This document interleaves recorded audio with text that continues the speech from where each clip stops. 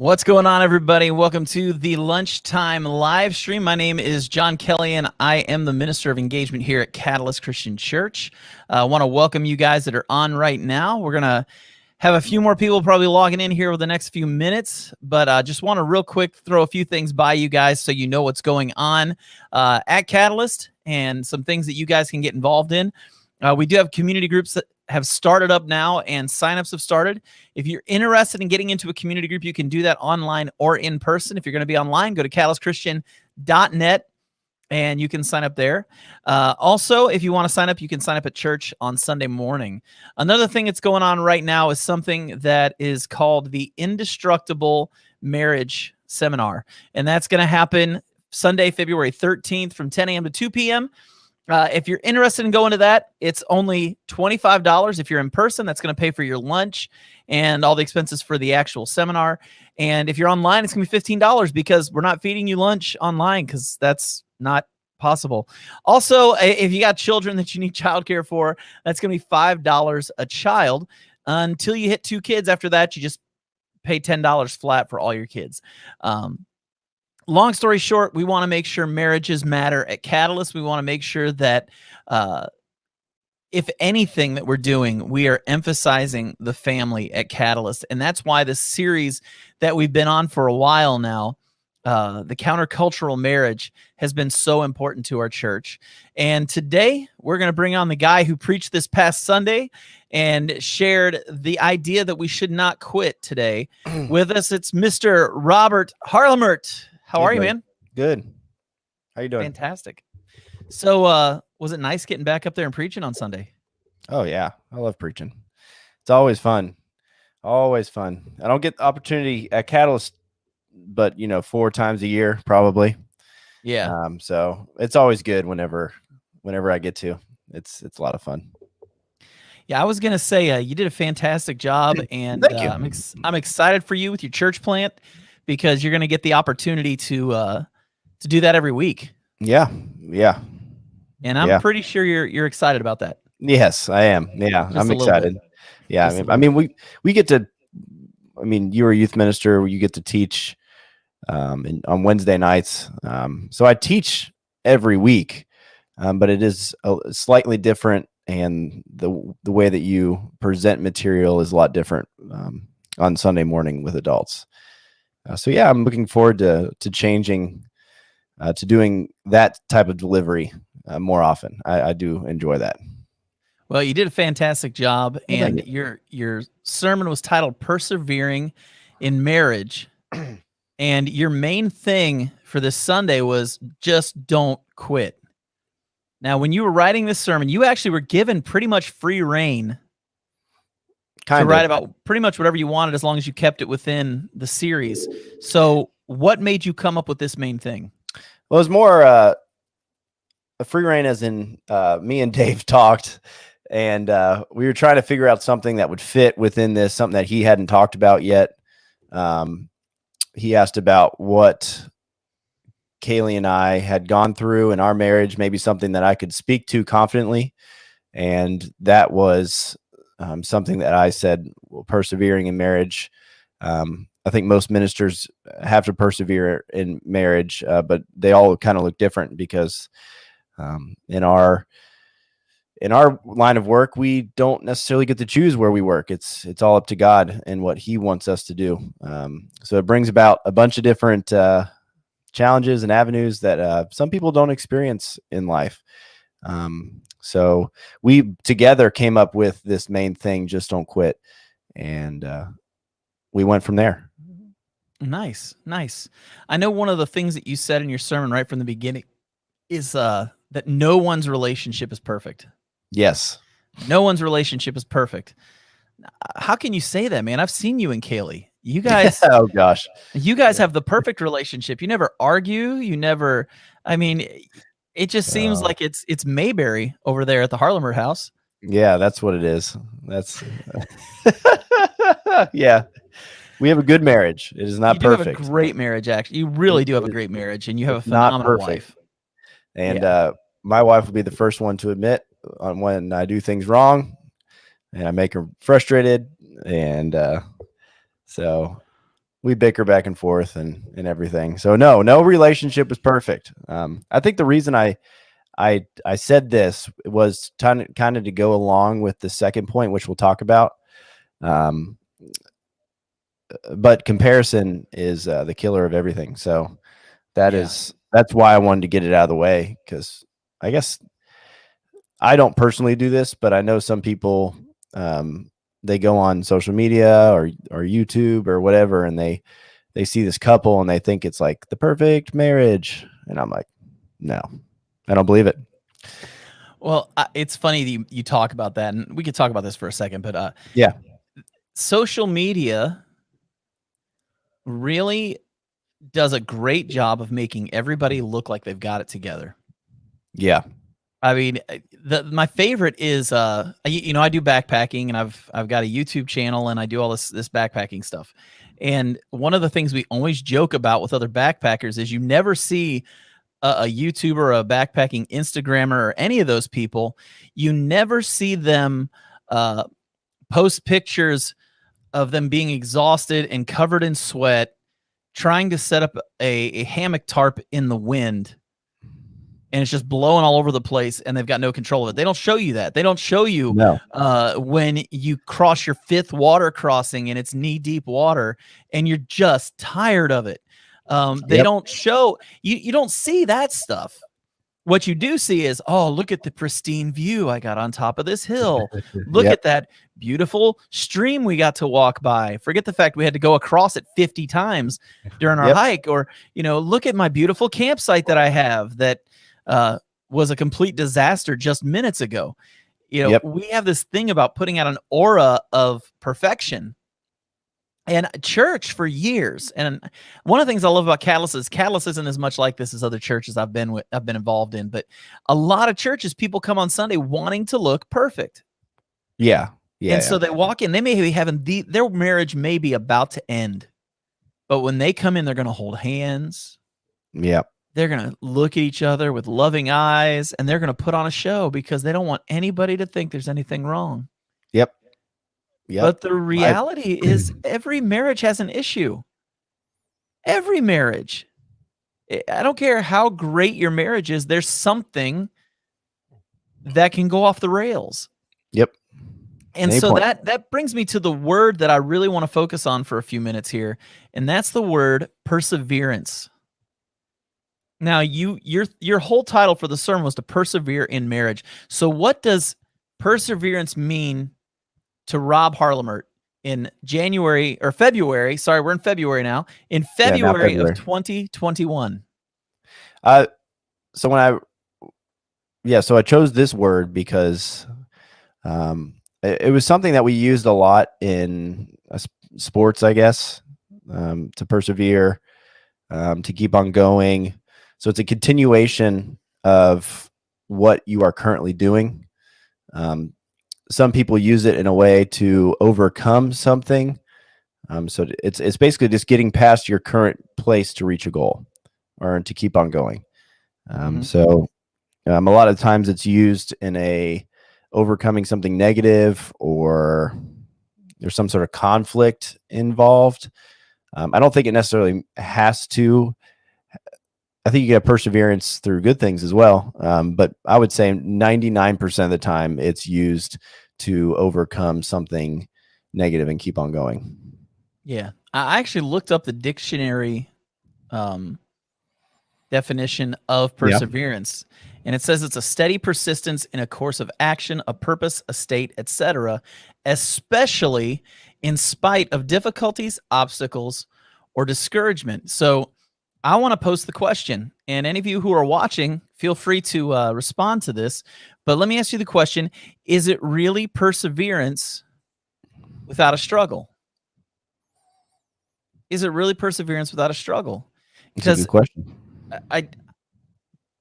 My personal opinion, yeah, I guess it could be perseverance, but perseverance means a whole lot more when you had to work through something. And I think, especially in marriages, that's a big deal. That is a huge, huge deal. And not just in marriages, I would say with any relationship, whether it's your friends, your family, coworkers, you have working through something together actually brings that organism together closer. Correct.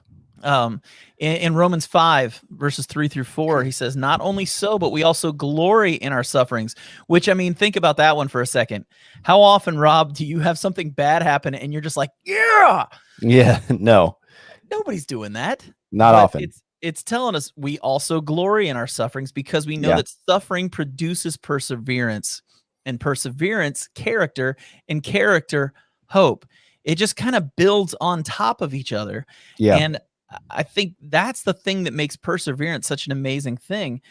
You've done trips with youth groups in the past. You've done projects in the church, and you've done projects with your friends and all that. It seems like every time you go through something hard with somebody, it brings you all closer together. Yeah, it can. I mean, am I wrong in saying that a marriage that learns to persevere through the tough things will actually be a marriage that's probably going to be closer than it's ever been? Yeah, I think so. From personal experience, I think it has to be a combined effort, though. I don't think it can just be one-sided of persevering, and it has to, both sides have to decide together, because some people like to dwell in their sufferings, which is okay for a while. But if the other person perseveres through it and the other person's still dwelling on it, it might cause more conflict, honestly, because one person might be like, are you kidding me? You're not past this yet. You haven't gone through this yet. But I'm in a ministry. I've gone in your office multiple times, and I'm like, I know this is a necessary step, but this is dumb. And I know I will learn something through it, and it will be good at the end, but this is stupid. And you laughing, you always laugh at me.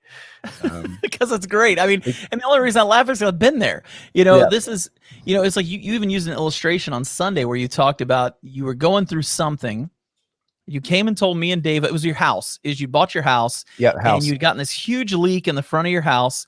And you came and talked to me and Dave, and we both just kind of looked at each other and kind of chuckled a little because we were both like, yep, welcome to being a homeowner. Yes, I know. Because that's just part of it. And you were irritated. I remember you saying you were irritated at the time when we were laughing about it, but then a friend of yours had the same thing happen and you had the same reaction. You just kind of chuckled. You were like, yeah, it's part of it. What it is. Yep. Yeah. But I think the kicker there, you said something that's very important to understand. You said the two sides have to come together, and I think that is where one of the biggest issues comes with perseverance is you have to realize you're not on two sides. You're on one side. Like when couples quit saying this is my side, this is your side, and they go, hold up, we're on the same side. Yeah. This is a disagreement. This isn't a battle. There's a huge difference there. Dave and I have been working in ministry together now for longer than anybody I've ever worked with in ministry. 13 years in ministry. Holy cow, 14 years. Because we actually, no, I guess it's 13 because it was the fall of 2000. Let's say 3.5, let's say 13 and a half years. Yeah. But 13 years, me and Dave working together. I can promise you, we have argued. We have disagreed. And the thing is, it's never become a thing where all of a sudden I'm not Dave's friend. Yeah. It's never been a thing where I'm going to quit now. It's never been that. Yeah. It's been, I disagree with you. Yep. Now let's figure out how to come to an agreement because we're on the same side. Dave and I are both passionate about God's people at Catalyst Christian Church. And because we're both passionate about these people, we have to come together on things. And there are going to be times where I'm not going to say there's a winner or a loser. We'll say we end up going with what I decided. Mm-hmm. Dave, he may not be happy with it, but he goes with it. And he gets over it. And when I've had to do the same thing with Dave, and really Dave's the senior minister. So more times than not, we're going to go Dave's direction because Dave is the leader. And so I've had to suck it up at times and just say, you know what? This is for the best. Here we go.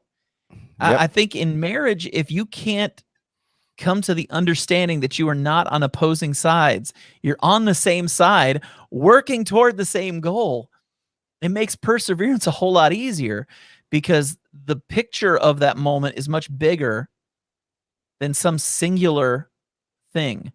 Yeah. And so I love the fact that you mentioned the two sides because I think that is an area where people really struggle in relationships. And we talked about that a couple of weeks ago too from one of Dave's sermons. But something else you mentioned on here. I think I just said the word Elson. Something Elson you just said here. Missed that. I didn't catch that. Yeah, that'll be in the recording. So if you're watching this later, you heard it. But you said your current situation will not last forever. Your current situation will not last forever. Kind of expound on that a little bit for us.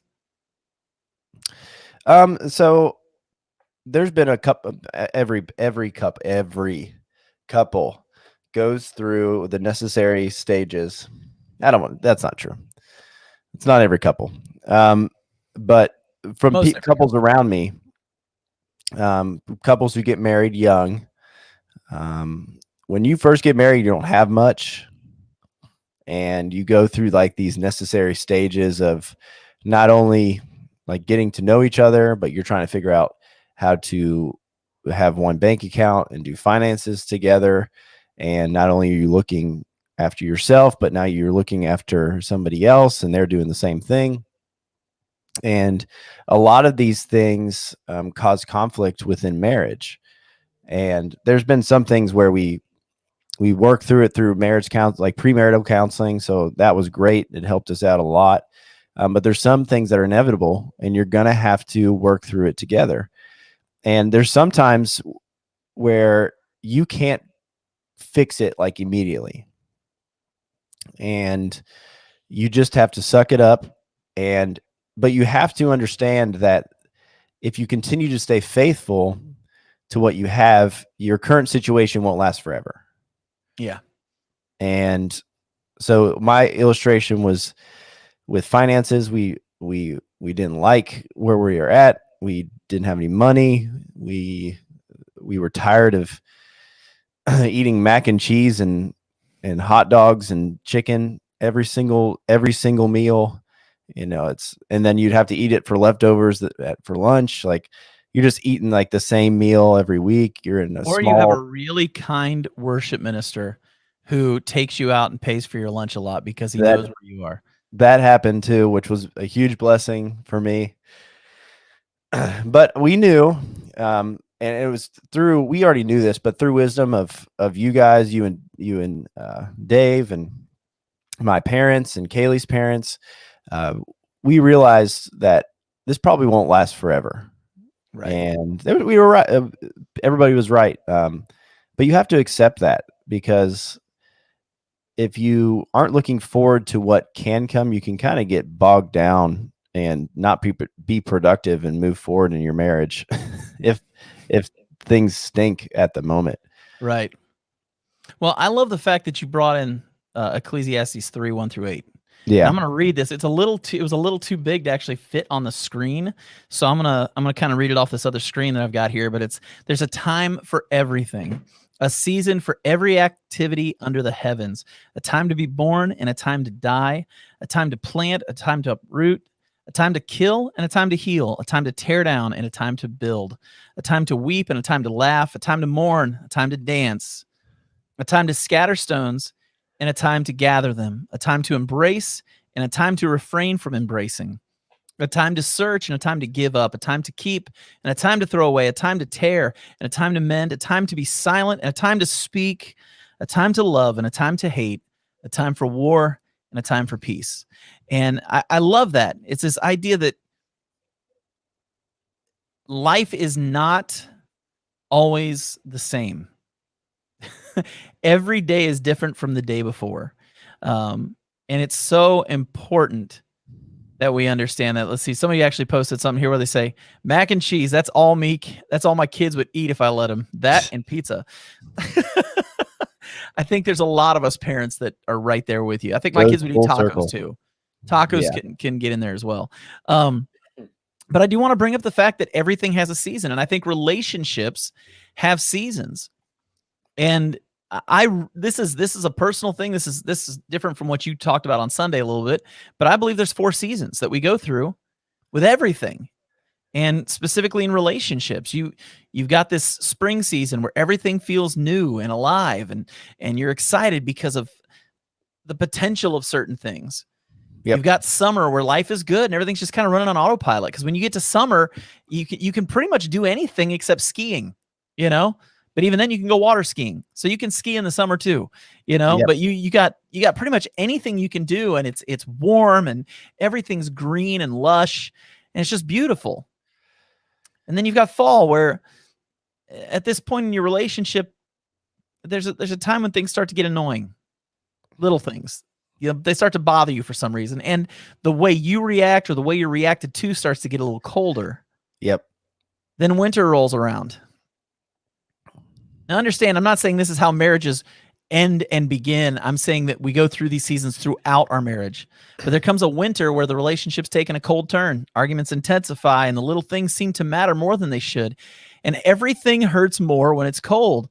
I was talking with Rob about this beforehand. If you ever played football and you played in one of those bitter cold, single-digit night football games, where that first hit is the most painful hit you've ever had in your entire life, because everything's freezing cold and it just hurts worse.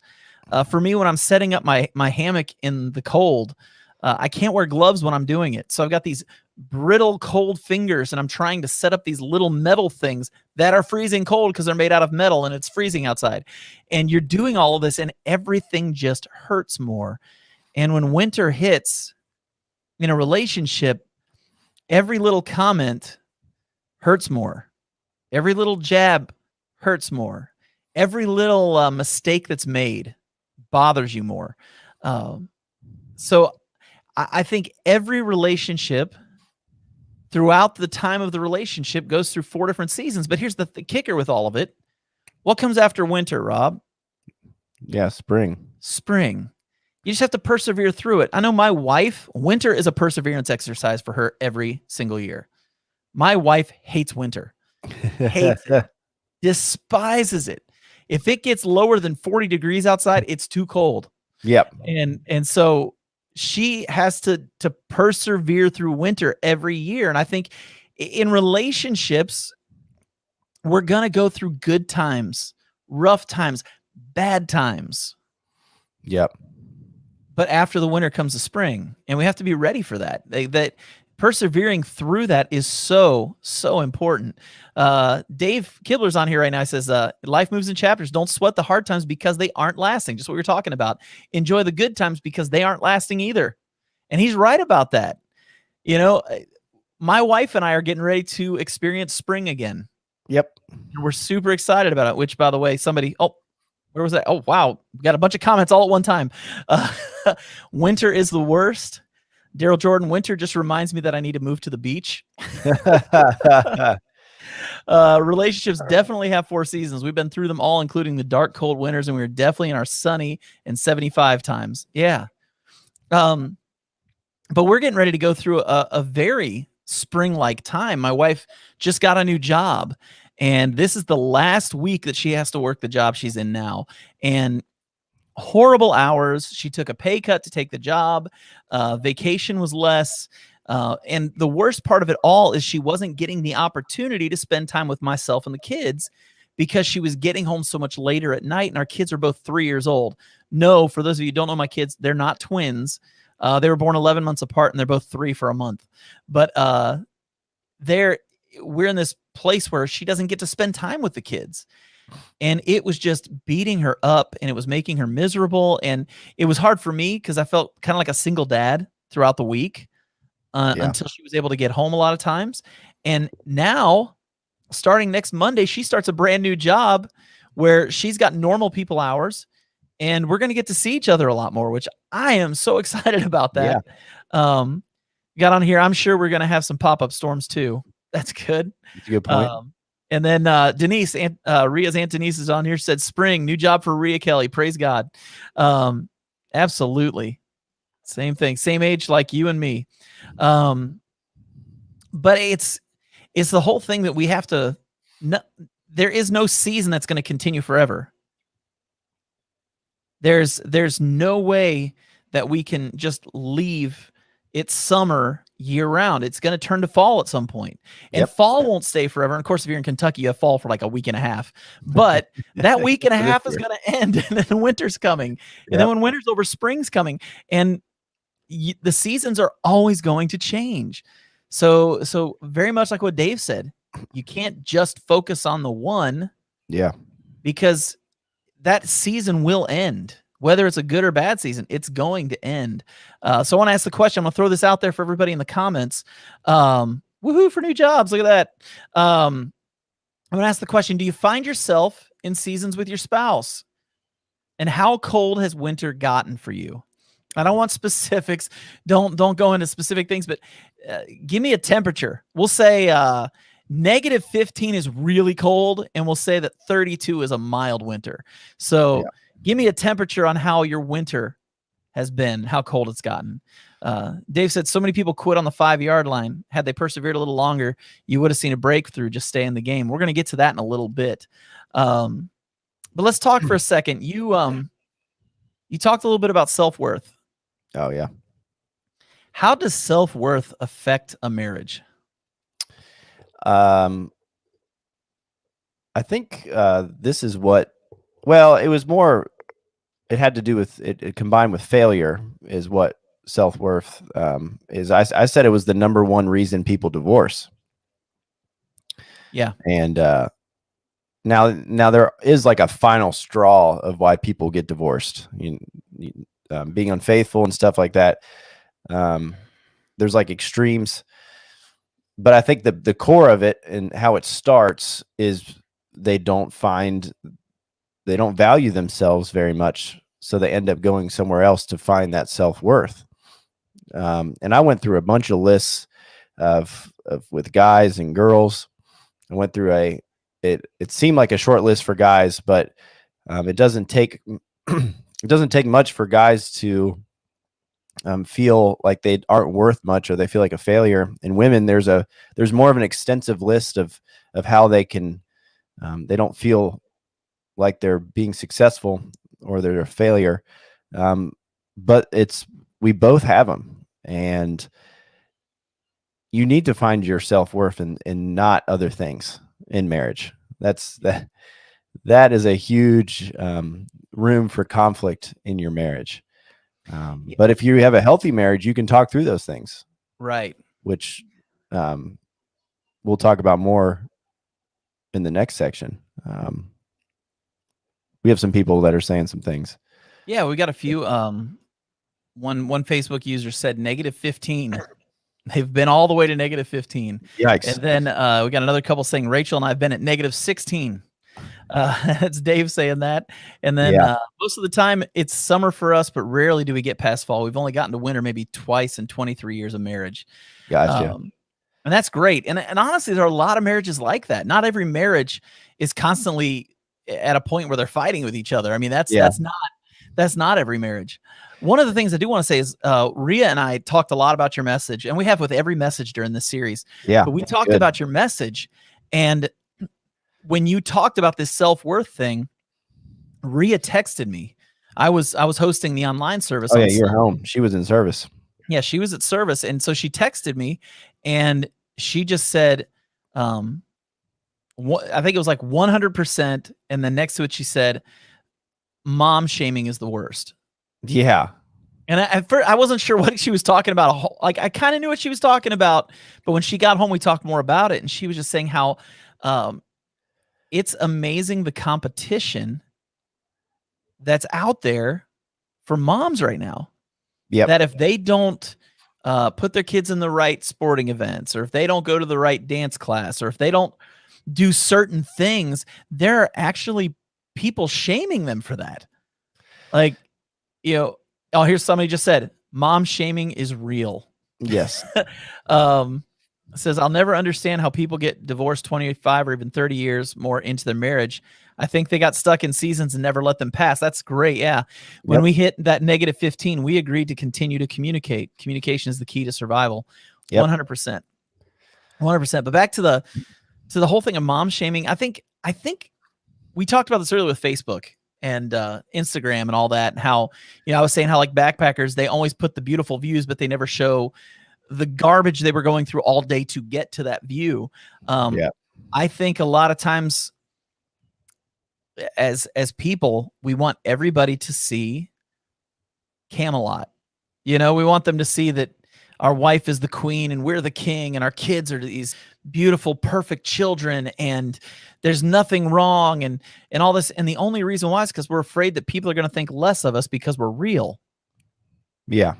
And so when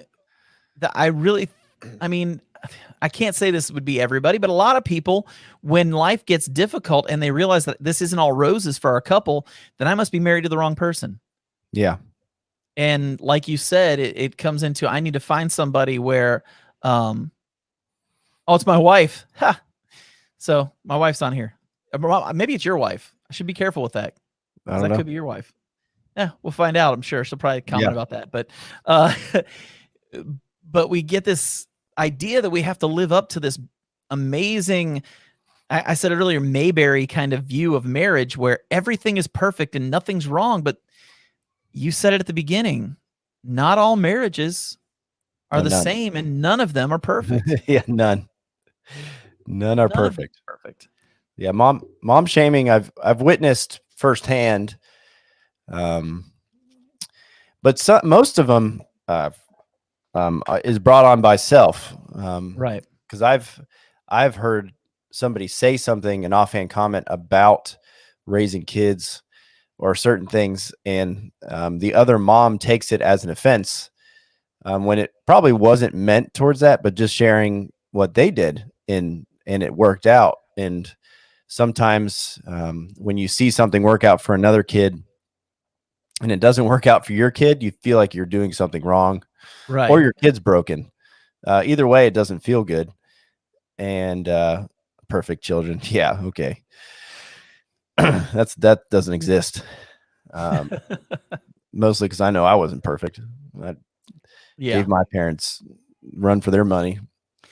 Well, I would even go so far as to say, like, when somebody leaves their spouse, a lot of times that happens not because they don't think the person they're married to is worth it. They don't think they're worthwhile to that person.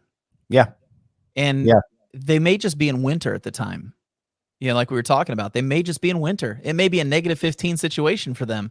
Yep. And they're sitting there in this really tough time, and instead of persevering through that tough time, they go and look for worth in another person's arms. Yeah. And in the process destroy everything in their wake. And it's such a dangerous place to go. And so what I loved is what you said following that. And that was that our worth is found in Jesus, not what you can independently produce. So explain this point right here that you posted during your sermon on Sunday. So a lot of people view their self-worth on things that they can control, or self-worth. They compare it to the American self-worth. I would say, well, no, both, I guess men and women do this, but men struggle with it from a money and career situation when it comes to success, and women, depending on their personality, view it through marriage or relationships or being a mom, on how successful they are, and then they give themselves a grade on how good they are. Like I'm an A plus in this, but I'm a C in this. And they give themselves like a report card every single day, and you can do it like immediately. You can look in the mirror and you can go through the checklist of every part of your body and give yourself a grade on everything, without even knowing it. And that will dictate how the rest of your day goes. But if we first understand what Jesus or God, our creator, thinks of us, it's a lot easier to get through the day. Right. That our value is based on our creator and not another person or even ourselves. Trusting ourselves is very difficult, or should be difficult. We should put our faith in something that will not destroy us, rather than putting our faith in something that will probably fail us at one point. Yeah. Kevin Mink just made the comment on here. This reminds me of Matt Chandler's story. He said his first 7 years of marriage were winter, but they persevered, and now his marriage is his biggest blessing. Yeah. And I like that. You know, I want to kind of go along with what you're saying. I think I'm not going to say, I know that one thing that you can't do is hold grudges in marriage. No. Holding people back based on something they did years and years and years ago.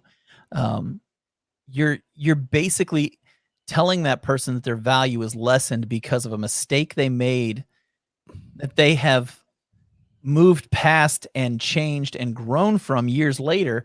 But the fact that you make them hold on to that is actually damaging that self-worth. I want to say something we said last week. Leave the past in the past. If there's one thing as Christians we should be good at, it's grace. If there's one thing that we're good at, it should be that. And the worst thing that can happen in a marriage, especially when it's wintertime in the marriage, is to bring up the past.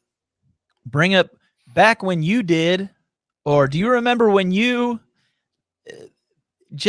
you've got to erase the chalkboard. You've got to like take the eraser and get everything off of it, spray it with cleaner if you have to, and get everything off of there so that doesn't come back up again later.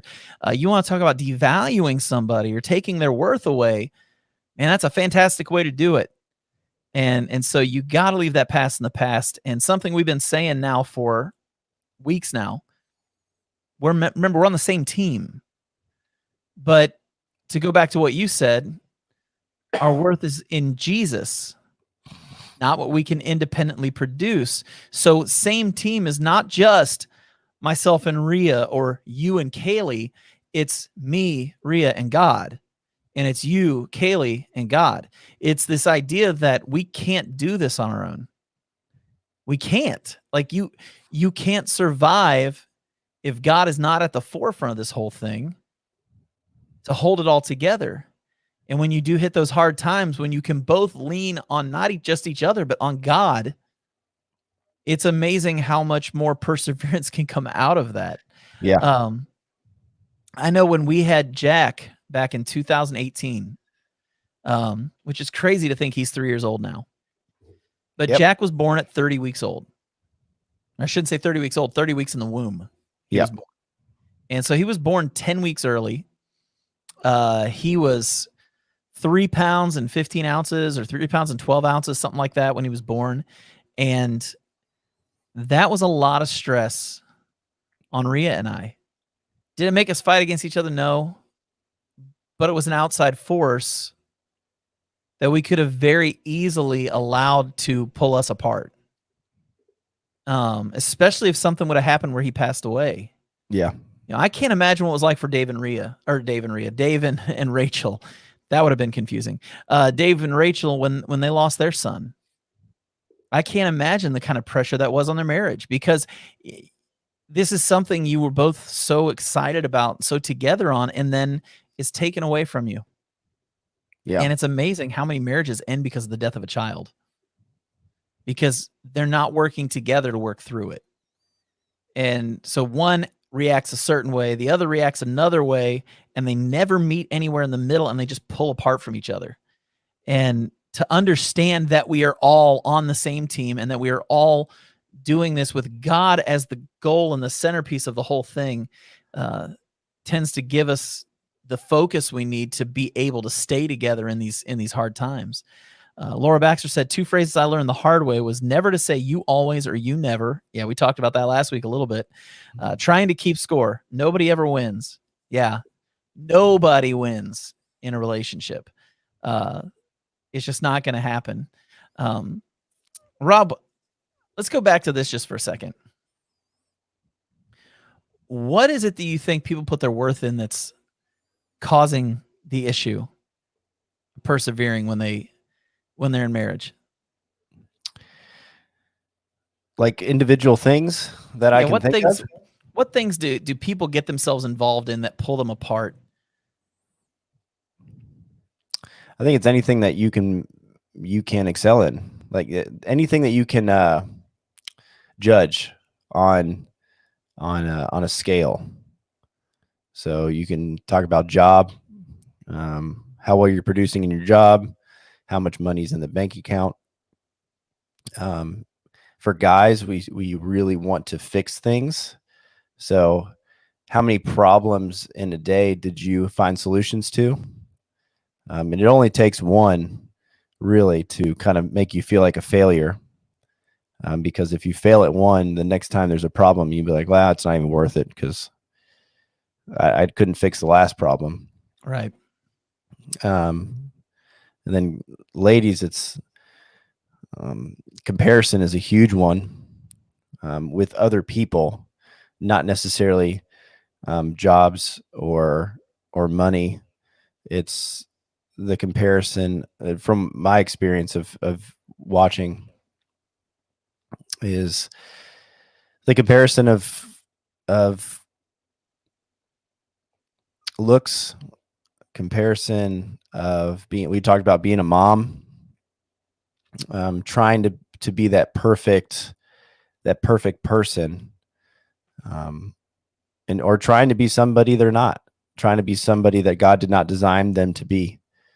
My favorite, and I see this all the time I've even done this as a guy walking, and you're looking for a new jacket or a new shirt or new pants or even new shoes. And unless you're Dave, because Rachel just buys all his clothes for him. Yeah, I've reverted to that because I'm obviously terrible at buying clothes for myself.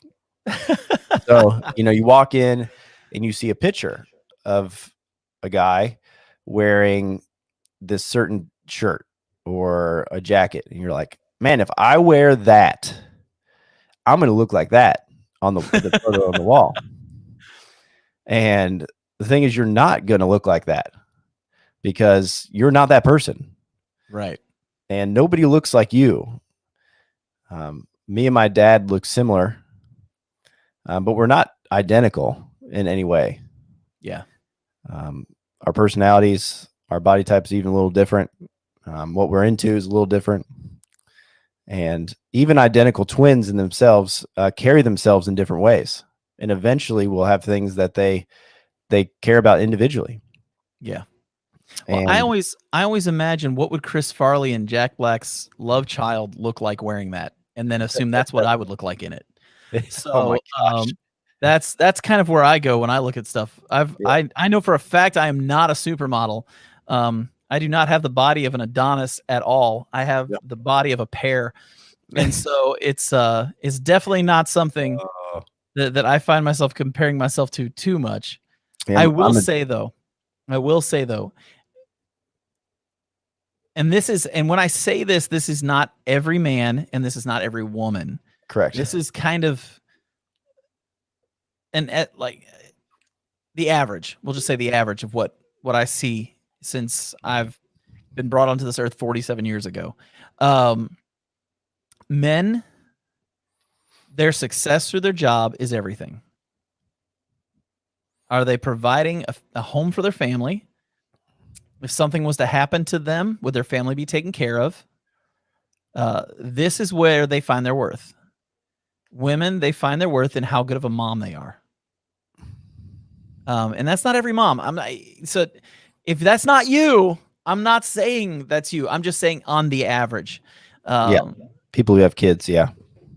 How many times, Rob, have you heard moms saying, I'm just not a good mom? I don't think I'm doing a good enough job. Mom.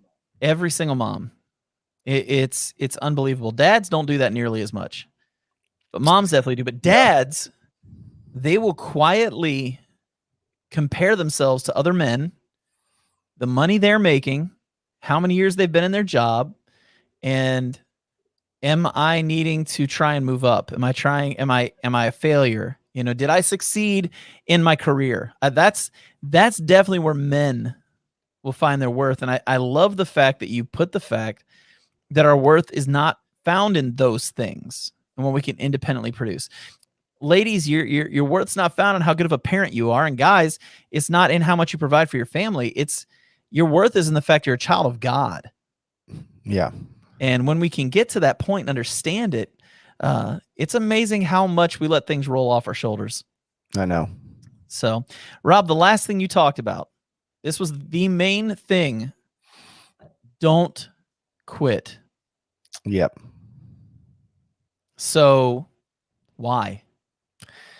I think it goes persevering in all things. And don't quit. It was just a reminder. And whenever things get rough, don't quit. When you're in a season that you don't like, just don't quit. And if you live your life, especially with you and your spouse, with the idea that you're just not going to quit in anything, you can have a lot better conversations and persevere together because you understand that the other person isn't going to quit. Right. You could do a sports reference of it's a lot easier to play the game when you know that your teammates aren't going to quit on you. There's a lot less stress that you have on yourself. Right. It's a lot easier to work in a project together. Like if you're in college and you're in a group project, it's a lot easier to get things done when you know that everyone is not going to quit on you and you feel like you have to do all the work. Everything in life is so much easier if the person that you are with just doesn't quit and you don't either.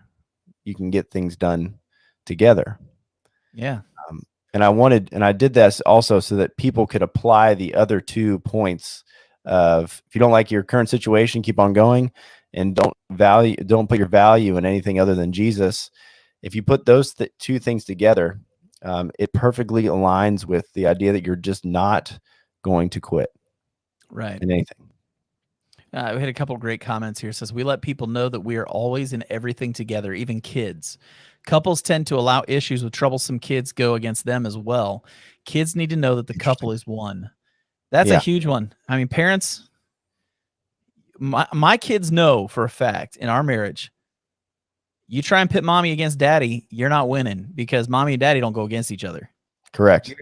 We're on the same team.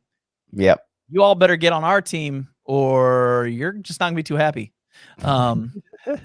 Denise says some women struggle with that corporate ladder battle as well. That's true. Yeah. That's true. A lot of women deal with that. Yeah, Rob, I agree with you. It's when you're in sports, we both played sports in high school, you played in college. It's good when you're on a team with a bunch of guys aren't going to give up until the end, that are going to be there through the whole game, from whistle to whistle. They're not going anywhere. It's rough when you're on a team with players. When it gets rough, they just kind of quit. Yeah. They kind of play with half the enthusiasm the rest of the game. They dial it in. Nobody wants to be around people that dial it in. And in your marriage, that is dangerous. Mm-hmm. You don't ever want to be that person dialing it in on your marriage. And it's so, so important that the word quit just doesn't equate. It should be one of those words where you don't even understand it. Like, how do you quit in a marriage? Yeah. How does that even happen? We don't use the divorce word in our marriage. We just don't use it. Yeah. It's a foreign language. It's not an option. She's screwed because she has to put up with me the rest of her life. But it is one of those things where you've got, at some point, you just have to draw a line in the sand and say, this is it. We're in it together. We're not going anywhere. So let's make it work. Yeah. And like I said earlier, perseverance doesn't happen without struggle. Yeah. It really doesn't. And every marriage will have struggles. I'm pretty harsh with it, and I don't think everybody should be this way, but when somebody wants to quit on something, they shouldn't quit. Now, there's some things you should quit. As Elsie Kibler reminded me on Sunday after my sermon, that it's okay to quit cigarettes. It's okay. She was quick to remind me of that, probably because she's not married and she doesn't know exactly what we're talking about. Well, and I quit my pursuit of being a plus size model. I finally had to just quit and say I'm not going to do that anymore. So, oh my gosh, I get that. I totally get that. I whenever somebody mentions it to me, I view it as a lack of intelligence. Someone's like, well, I don't know if I can do it anymore. I'm like, that's stupid. That's dumb. Don't be dumb. And we all strive to be intelligent human beings, and don't lack on your intelligence because you feel something. I really go against that, and I teach that in youth group too, is make sure if you feel somebody, you also know it as well. Right. And if those two don't connect, you might want to halt your decision for a little while. I agree 100%. Well, man, great job on Sunday. Thank you. Great job on the message. I know Elevate is going to be blessed by your leadership. Thank you. And we are going to be saddened by your leaving, but we definitely are excited for you. Real quick, Laura put something on here. I want to make sure this gets in before we finish. Okay. It goes back to that trust factor. When you know you can trust your mate to have your back and they're going into battle with you, that gives you the encouragement to persevere. Absolutely. That's good. But Rob, great job today. Great job on Sunday. Thank you. I will chat with you later. I'm going to do a couple announcements here before we get going, but we'll talk to you later, man. Good. So real quick, community groups signups have started. If you are not in a community group, make sure you get signed up for that. You can do it online at catalystchristian.net or sign up live at Catalyst on Sunday. Another reminder that we have an event coming up called Indestructible Marriage. That's going to be February 13th. That's a Saturday from 10 to 2. It's going to be $25 a couple. Unless you're going to be doing it online, it's only $15 at that point. Signups have begun, and they will continue through next Wednesday. After Wednesday, you will not be able to sign up just because of restrictions on being able to get food and all that kind of stuff. So make sure you get signed up for that. That's going to be here at the church or online. When you sign up, you'll be given the link so that you can go watch that and be a part of it. Also, other than that, these are going on every Wednesday. So if this is your first time tuned into one of these live streams, these are going on every single week. And it's just a way for us to get some communication with you guys throughout the week and talk about what's going on with the main thing that we talk about on Sunday. Appreciate you guys. Hope you all have a good week, and we will catch you next Wednesday.